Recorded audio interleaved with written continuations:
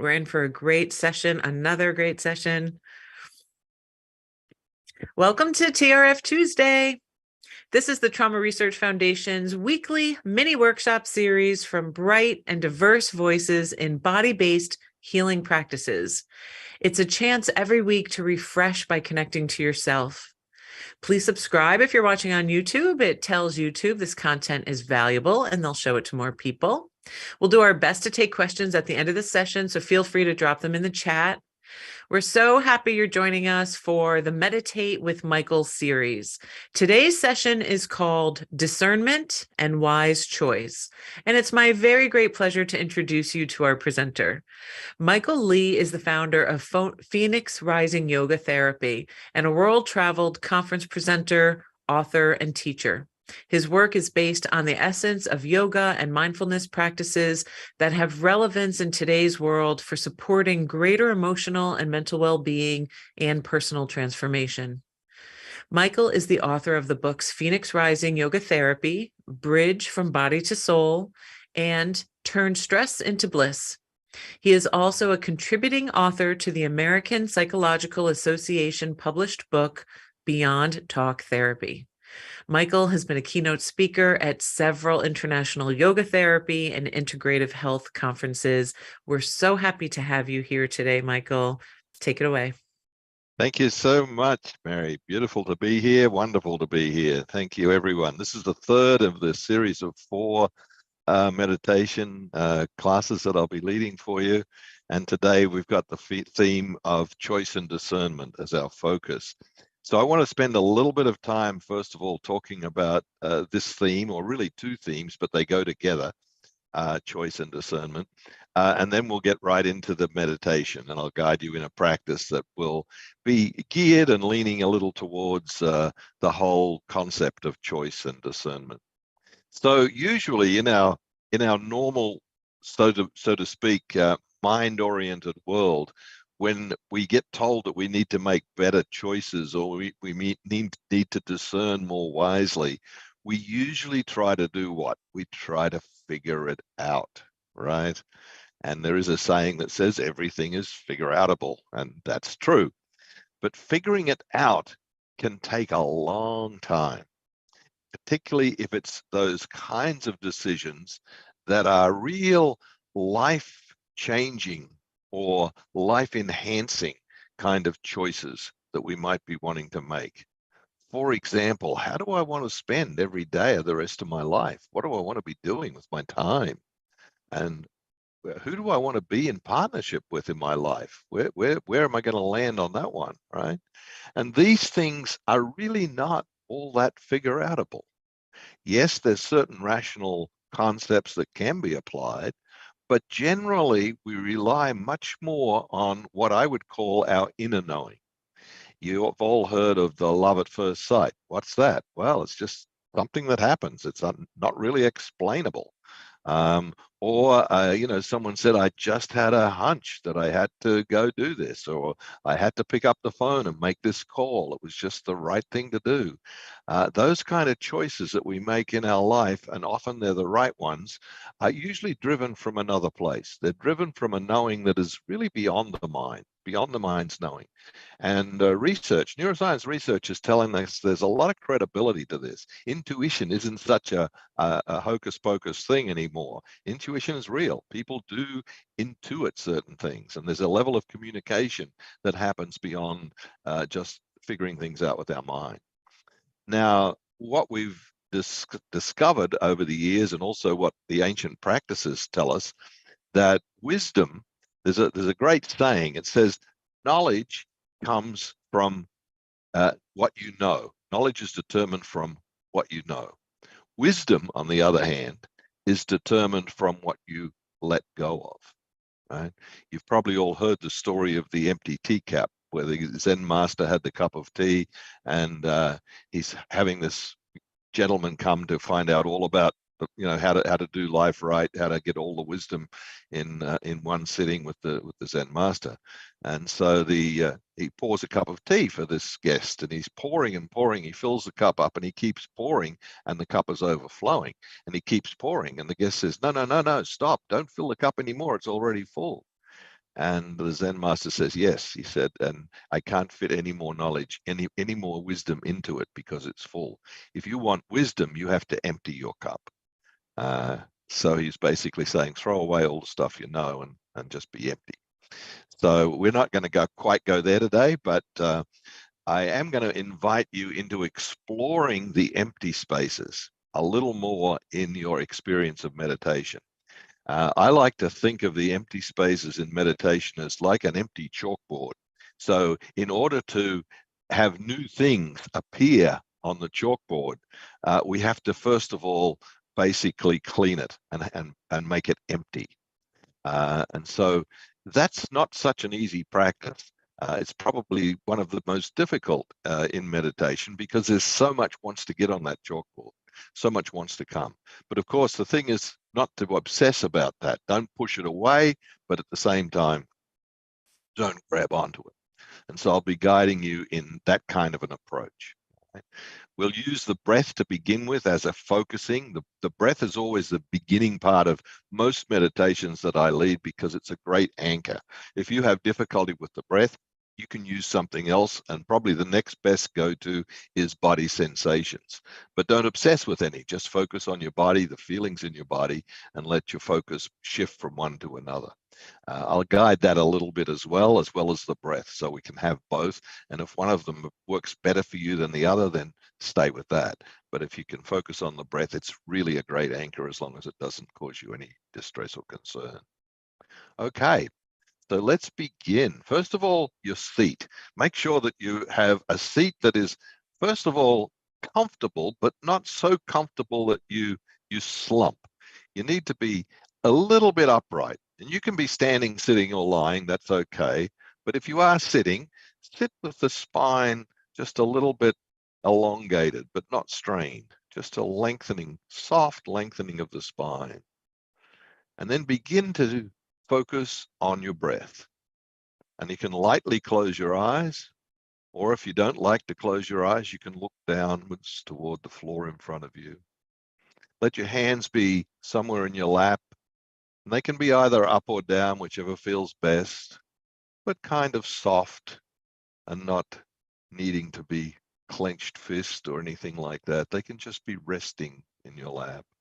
Your shoulders can be soft as well. Your neck soft. Your head just floating up above your neck and shoulders. Your chest a little bit open but not strained. And that soft and long spine just floating up there. And feeling the breath coming and going from your body as you lightly close your eyes. Just feeling the breath come and go. And you can say to yourself, I'm aware of breathing in. I'm aware of breathing out.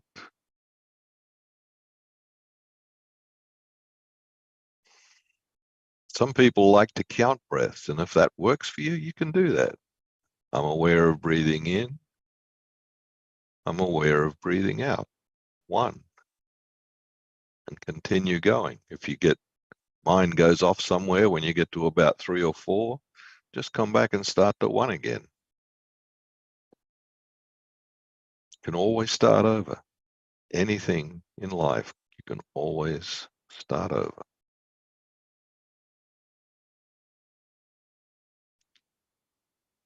As you focus on your breath, you might notice that the breath takes over. And as the breath takes over as your focus, your mind slows down a little bit on focusing on other things. And it might take a little effort, little concentration, just to bring that focus to the breath, but it's worth it. It's worth making that little bit of effort, but not obsessive effort, not the kind of effort where you have to struggle with it. Just soft effort to focus on the breath. And if you lose it, no worries. Just notice you lost it, come back with the next one.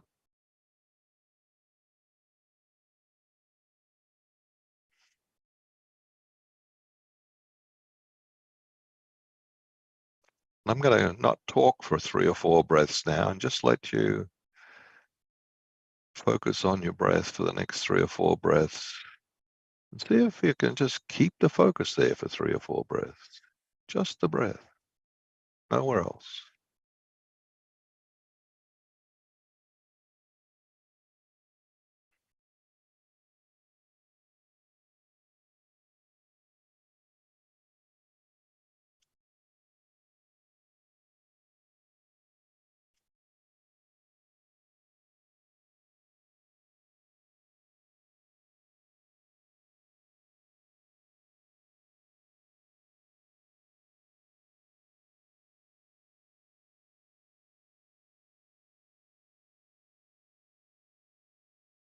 And then just notice how you're doing. And if your mind went off somewhere, just bring it back. Just say, oh yeah, thinking about whatever it was, and come back. Okay, I'll come back to the next breath.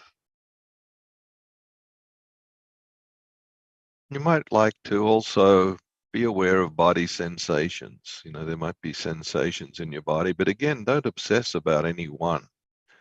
Just go to wherever the sensation is that gets your attention the most. Be with it for a little while until the next sensation arises somewhere else.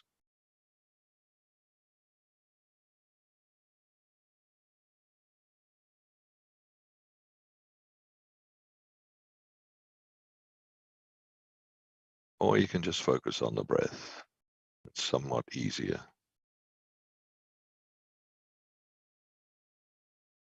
Now we can get a little detailed with the breath. That helps the concentration to build. So as well as the breath in and the breath out, notice that turning point in the breath. As you get to the top of the inhalation, there's a slight pause before the breath goes out again.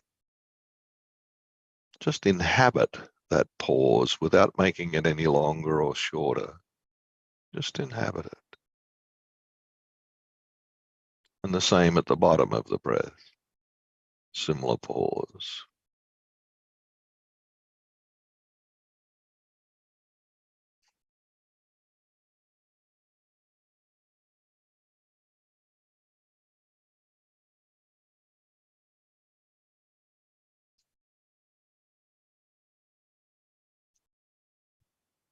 And another little technique that I'll introduce you to today is wiping the chalkboard clean. So as you exhale, just imagine that your mind is a chalkboard and there's a sponge that's just been drawn across the board, the whole surface of the board, as you exhale, just wiping it clean. So there's nothing written there. As you breathe in, just be with the breath in. As you breathe out, wiping the board clean. As you breathe in, enjoying the empty board. As you breathe out, wiping it again.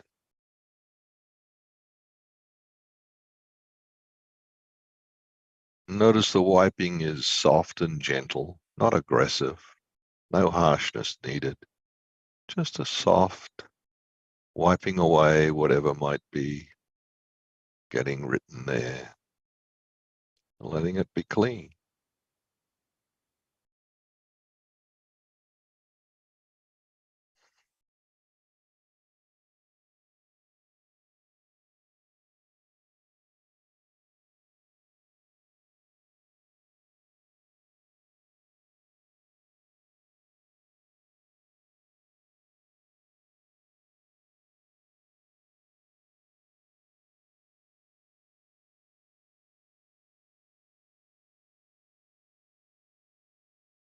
And again, you've always got another breath to wipe again if anything lands on the board.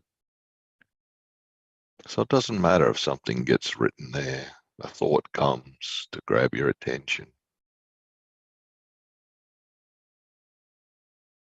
If you start thinking about what you're going to have for dinner tonight, just notice that gets written there, but then on the next out breath, it just gets wiped away gently.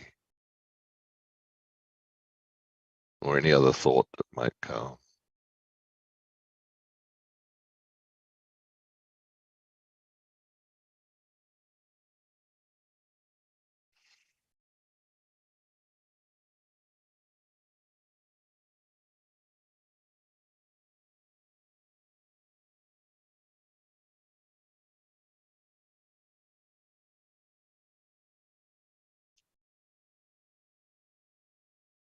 And then just to take the meditation to the next level, just notice how you're being with the emptiness, how you're being with the empty board,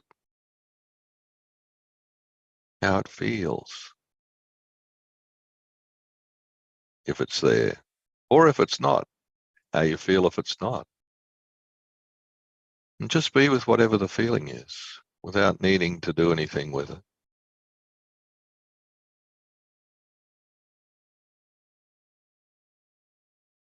And you really have a choice here, a choice in how to be with an empty mind.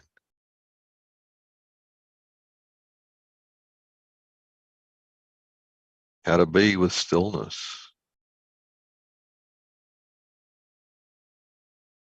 How to be with no thinking. No need to think. No need to figure out. How do you choose to be with that? Just notice. No right, no wrong. It's just a choice.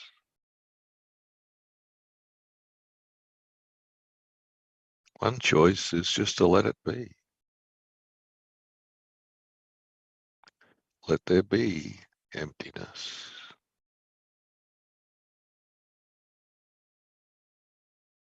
Let there be nothing to figure out right now.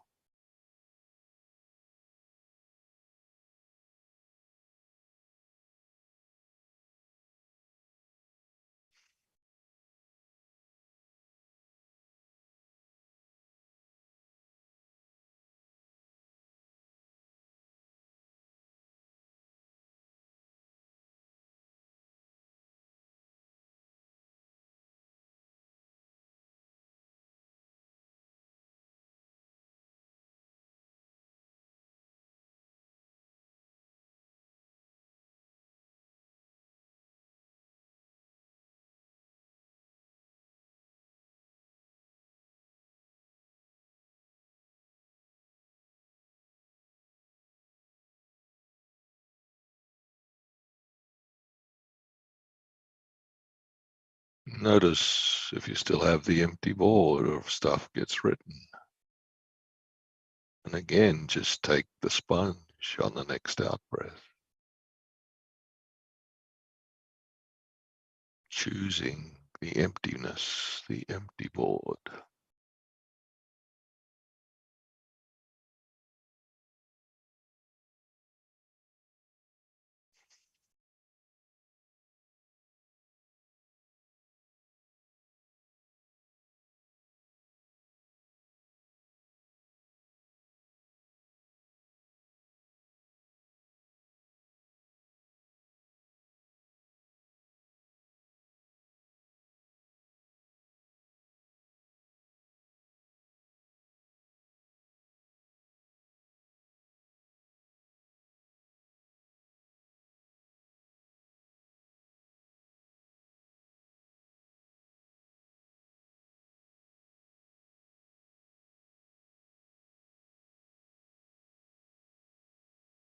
Now, as you focus again on the breath, just notice in those parts of the breath where there's empty space, nothing written.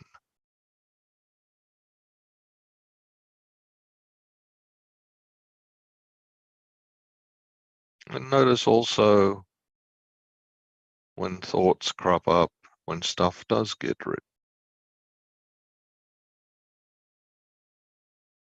Just find a way to be with both without making one good or bad or right or wrong.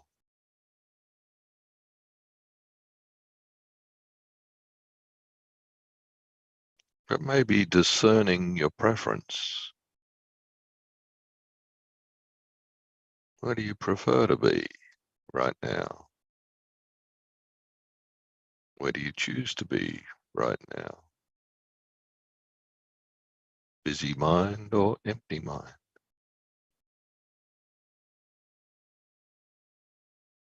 Just make the choice.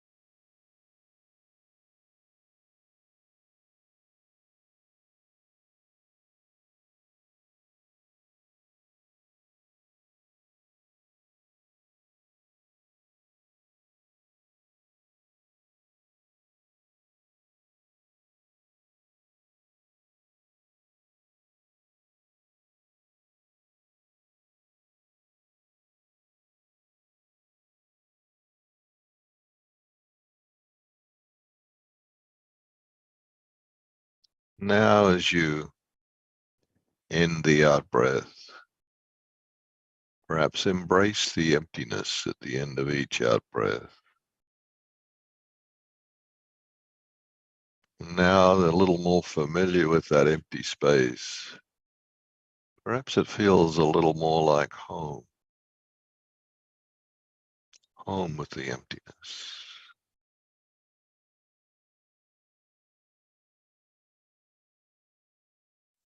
Home here. If that works for you, you might want to just try the word on. Home. Home here.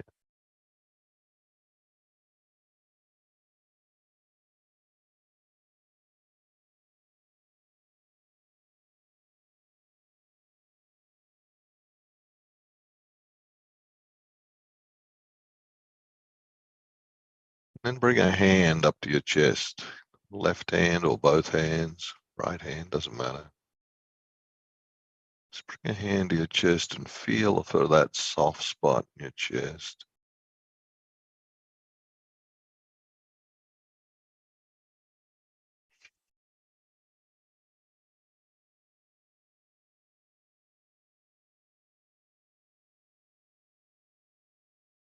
And rather than ask your thinking mind, rather than go to the figuring out, I'm going to invite you just to ask this question from the part of you that already knows, the part of you inside of you that already knows.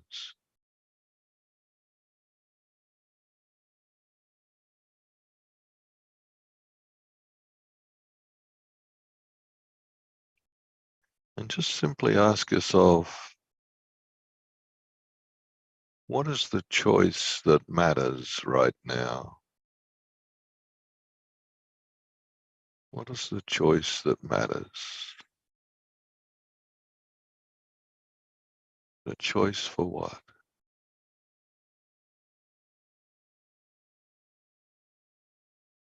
Just let that answer come from the inside.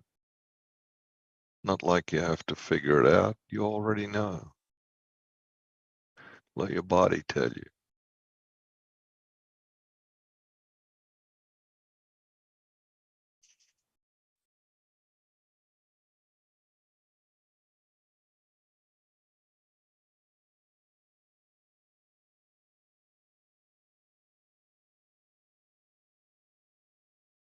And take another moment or two just to make any discernment around that choice, any fine tuning of that choice.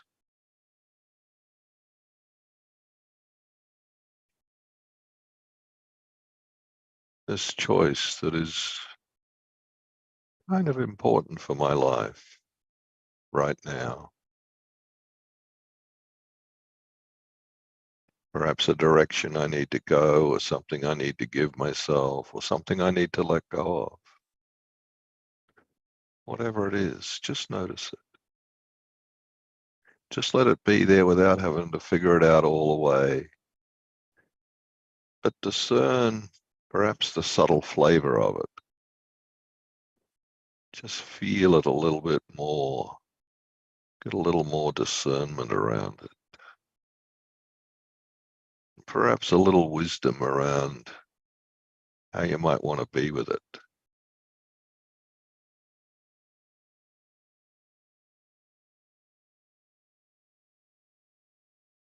Just let that come from the inside too.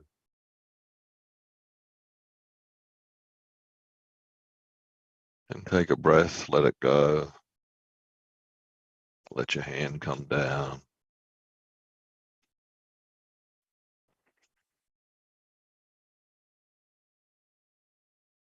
Feel your body sitting, standing, lying, wherever you are.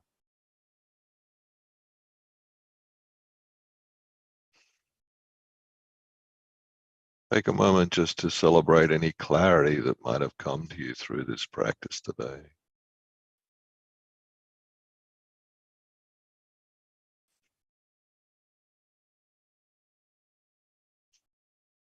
Through going to the empty places, may you find peace. May you find a freedom from suffering. May you find wisdom and clarity. May you make wise choices.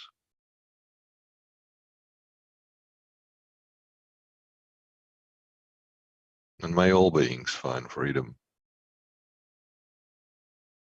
May all beings find peace. And may all beings be guided by the goodness within them and make wise choices.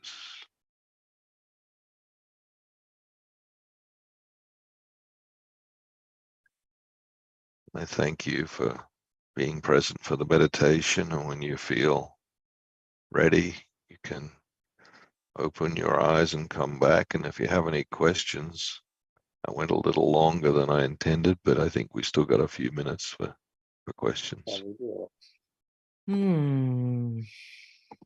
or comments or wisdom.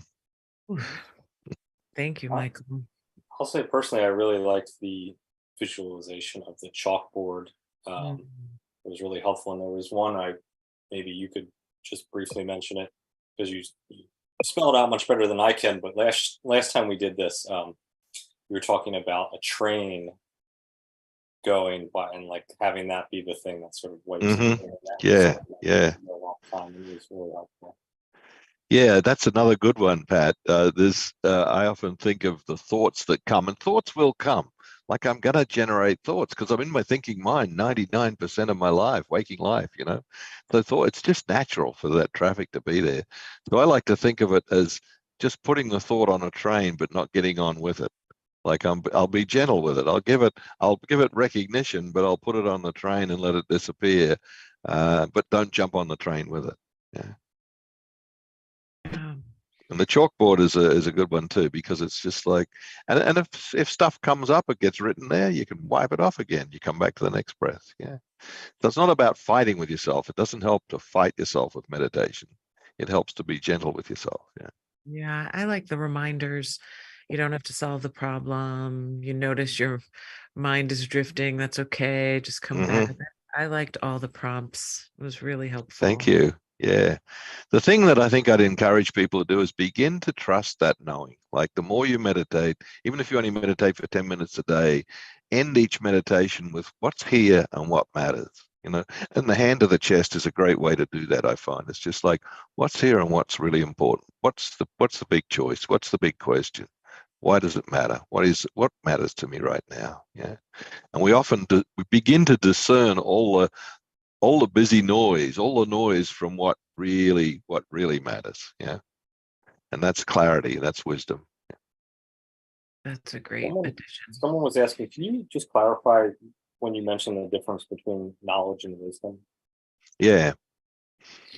You get knowledge from reading, and that's not a bad thing. It's not a bad thing. You know a lot. You become a very well-educated, knowledgeable person, right? And that's wonderful to have all that knowledge. But knowledge doesn't do anything unless it's acted upon. And the acting upon it is in and of itself another very different thing from knowing. Acting and knowing are very different. And when we act on knowledge, we need to be really tuned in to the impact. And the impact is never the same. No matter how much knowledge you have, the book has never yet been written that covers everything. It just doesn't exist, because we don't live in that kind of a world. We live in an imperfect world. We live in a world that's going in and out of different balance points, tipping points, chaos. All of that stuff's all around us all the time. So the only way we can navigate that is by tuning in at a deeper level that is really beyond knowledge. Knowledge helps. It's not a bad thing. I'm not saying it's a bad thing, but it alone will not cut the day. Yeah. Another question here. I'll read some of it. I've been aware of this for a long time, but I get more and more agitated as I meditate. I have no trouble wiping the board, but the visceral experience in my body gets more and more activated until about 10 minutes in, I've gone from palatable to incredibly uncomfortable. Okay. So as much as possible, Can you allow that uncomfortableness to be there? Can you actually make friends with it? Right? Being uncomfortable is, believe it or not, a pretty natural part of life in many, many circumstances. And one of the things that helps us a lot is if we can get comfortable being uncomfortable. Sounds like an oxymoron, but get comfortable being uncomfortable if it's possible. Now, how do you do that? What's getting in the way of that?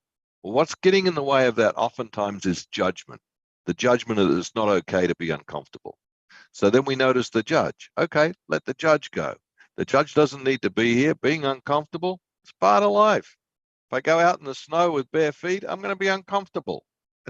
That's how it is. Yeah. If I sleep on a hard floor, I'm going to be uncomfortable. That's how it is. If I got agitation in my body, I got agitation in my body. Let me just sit with that.